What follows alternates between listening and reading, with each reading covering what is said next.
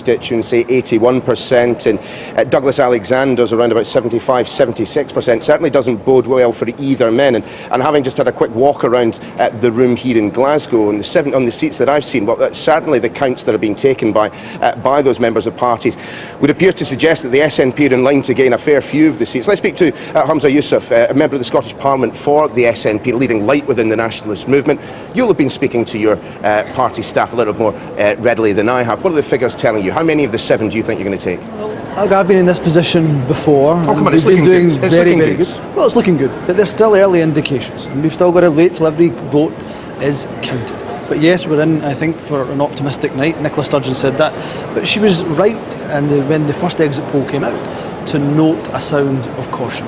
That these exit polls, you know, let's just get back to reality. Okay, Hamza, let's play the hypothetical game a little bit. If you take 6 or even 7 of the 7 Labour seats in Glasgow, I mean, what does that mean for the Labour Party north of the border? I mean, Adam Bolton was just describing it there to Yvette Cooper as something of an existential crisis. You would undoubtedly agree. I mean, look, let's put it in context. The SNP has never won a seat in Glasgow in a general election. Yes, by-election victories, but never in a general election.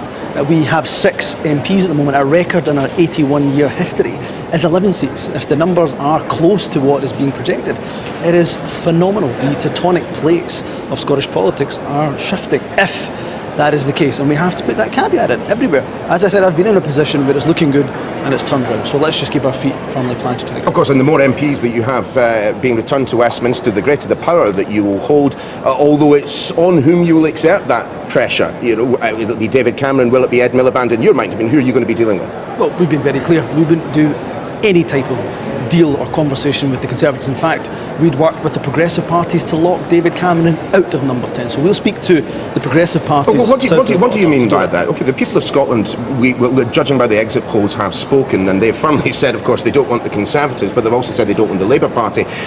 But, you know, let's think back to the days where the Conservatives were last in power. You know, Scotland didn't have a voice. It was England that was dictating to Scotland. It's essentially the situation in reverse, isn't it? If you deny David Cameron the opportunity to get his policies, his legislation through. You know, in the last couple of years during the referendum, it was David Cameron himself who said, we don't want the Scots to leave the UK, we want you to lead the UK. For somebody to say that the democratic voice of the Scottish people is not a part of that United Kingdom, I think is utter rank hypocrisy. So, but you've said ahead of this of polling day that you will do whatever is within your power to ensure that the Conservatives cannot form a stable government.